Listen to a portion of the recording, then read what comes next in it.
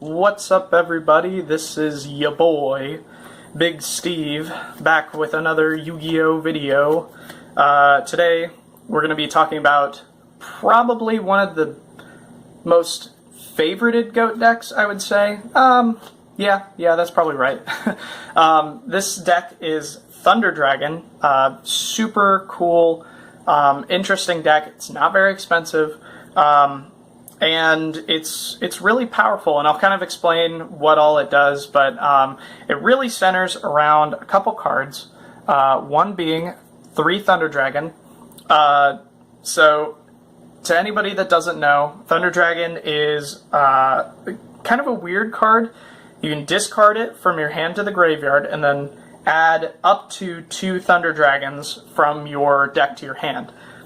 So, on the surface, it doesn't look like much. It just gets you 2 cards that don't really do anything. But the whole idea of this deck is to get light and dark monsters in your graveyard, set up plays for OTKs, or pushing for a lot of damage, and also discarding cards, using effects that discard cards, and getting a lot of use out of them. So Thunder Dragon in this deck is perfect because not only is it a light, but you can discard it and gets you to 2 other monsters that you can discard for other effects. So kills 2 birds with 1 stone. So really solid card.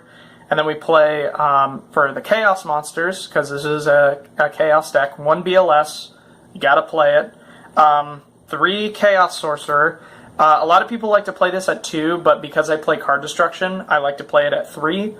This card is basically a baby Blackluster Soldier, where it has to banish a face-up card, but, you know, still alright. So that's it for the big boys. We play 2 copies of Night Assailant. This card is, I believe it came back at 2 in one of the latest ban lists, but this card was banned for a long time because of this deck and others. Night Assailant is a really powerful card. If it's discarded from your hand to the graveyard, you can add 1 flip monster from your grave to your hand that's not itself. So you can recycle back multiple copies of Night Assailant and just keep like reusing resources off of your discard cards. And you can also recover the many flip monsters you play in this deck. So 2 copies of Dekoichi. This is basically just, if it flips, you draw a card, that's about it. 2 copies of Magician of Faith. Also really good. I've already kind of explained in the last video. 1 Magical Merchant. You only need to play 1 because you just want to have better ratios of starters, and Dekoichi and Magical Merchant are like your best starters, so you want to just like, you want to see those faster than most other cards. And then 1 Cyber Jar. A lot of decks play Morphing Jar. I think Morphing Jar is okay. I like Morphing Jar. I said in the last video that I didn't particularly like it, but I felt like it was a necessity. Cyber Jar is the opposite. I think in this deck it works perfectly. It gets you, if you don't know what it does, it's a really stupid card, and it's like ultra banned. It's a flip monster. Destroy all monsters on the field, and then including itself. And then you and your opponent look at the top 5 cards of your deck, and then you can special summon all level 4 or lower monsters in face-up attack or face-down defense. And then all the remaining cards go to your hand. So really dumb.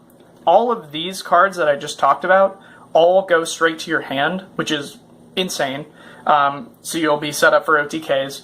And because other GOAT decks aren't fast enough, the majority of GOAT decks aren't fast enough to OTK your opponent like this deck is, you can catch people off guard by just resolving this card and then killing them either that turn or the next turn. So really powerful card, Cyber Jar. And then that's it for the flip monsters. Also, another important thing, they're all darks and lights, so they all set up your grave. Dekoichi and Night Assailant are both darks, Cyber Jar is a dark, and Merchant and Magician are both lights. So really help you up with setup plays. And then for some broken one-of cards, we play one Sanguine. It's a dark, and also it's dumb. Sinister Serpent, because you're discarding a lot. One Sook for the out. You can search it off Sanguine, and also you play a lot of flip monsters, so you can combo with them and keep the ball rolling there. And then one DD Warrior Lady for out and the searchable off Sanguine. Trap Infecting Virus, because you have a lot of discard fodder and it's just good. And one Breaker, because it's a dark and because it is a spot removal card. So, very important. You could probably play like an Azure Priest. I cut that because I didn't feel like I really needed it. And I think one Spirit Monster is fine.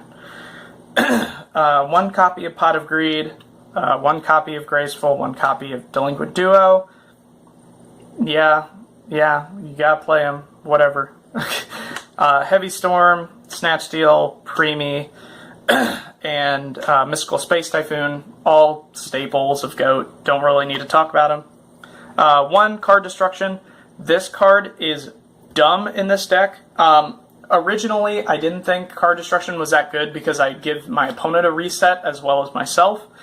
But with all of the monsters that are just kind of like free and add themselves back, like Thunder Dragon and of course Night Assailant as well, and Sinister Serpent, like I'm getting way more value out of a card destruction than my opponent is. And even if my opponent card destructions me, I'm still getting a lot of advantage, so very cool. And then a tech card that I don't see a lot of people play is Swords of Revealing Light.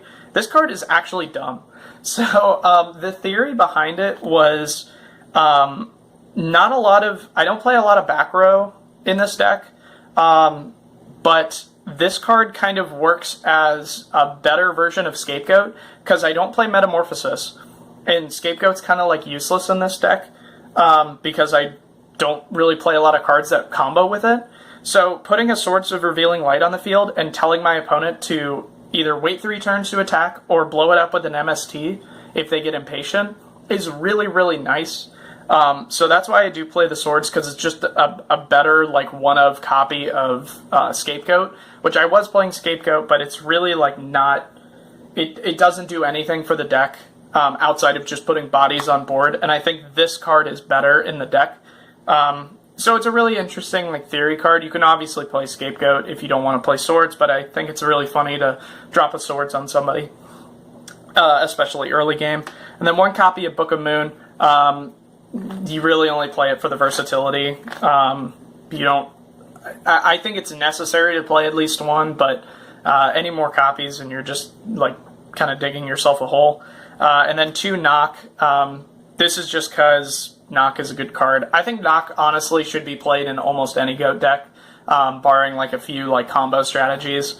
So, you know, you gotta play it. You gotta play it.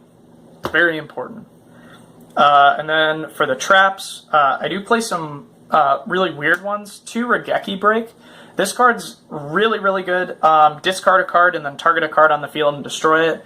Super versatile. I play this instead of playing any Sakuretsu Armor and any Dust Tornadoes. If I had a side deck for this deck, I would probably side in Dust Tornadoes or Socks, just because Regeki Break is so versatile. It does everything that I'd want it to do, that I don't really feel like I need to play any more like spot removal traps or any kind of battle protection traps. So really, really good. And then we also play the one Mirror Force. It's just Mirror Force. It's really good. 1 Ring of Destruction. Again, really good. And then 1 Spell Shield Type 8. If you don't know what this card does, it's really dumb. It's super good early game, but it's also pretty good late game. So what it does is it has 2 effects, and you can use either one of the effects. It's a counter spell, or counter trap rather. Sorry, I was thinking of D&D. So Spell Shield Type 8, what it does is if your opponent targets I believe a monster on your side of the field, you can negate it and destroy it. So that automatically is good enough for me to play. Because you run so many flip monsters, you're going to get Noblemen crossed out so quickly. So Spell Shield really like solves that problem of you getting knocked like 24/7. So really, really solid card. And also the second effect is you can discard a spell from your hand and negate a spell that your opponent activated. Just gives it a little more versatility. There are some times when my opponent activates a Pot of Greed or a Graceful Charity or a Delinquent Duo, and I'm like, yeah, man, I don't want that to happen. Get rid of the knock that's not doing anything in my hand, or the Book of Moon or whatever. So really, really solid card. And then the God card of the deck. This card, Return from the Different Dimension. This is the best card in the deck. It's better than BLS, it's better than the Chaos Sorcerers, it's better than Thunder Dragon, it's the best card in the deck. If you don't know what this card does, you pay half your life points and special summon all or as many banished monsters from your banish pile to the field, and then at the end phase they get banished themselves. So on the surface, it's not that good because you're like, oh, well, I can't gain advantage off of this because they're all just going to be banished at the end phase. This card is the OTK. This card, you set this, you have your opponent think that it's not a very, interesting card, and then you just activate it when in late game, when you have a bunch of banished cards, summon them all to the field and kill your opponent. Honestly, this card steals so many games, it's not even funny. And I think resolving this card and winning with it is one of the best feelings I've ever felt in any card game ever, really. Return from a Different Dimension is the meme, it is the God card, and I love it so much. That I wouldn't be playing the deck if we didn't have it. And then for the extra deck, bunch of tokens. Yeah, we don't play an extra deck in this deck. There's no Metamorphosis, there's no Polymerization, there's no nothing.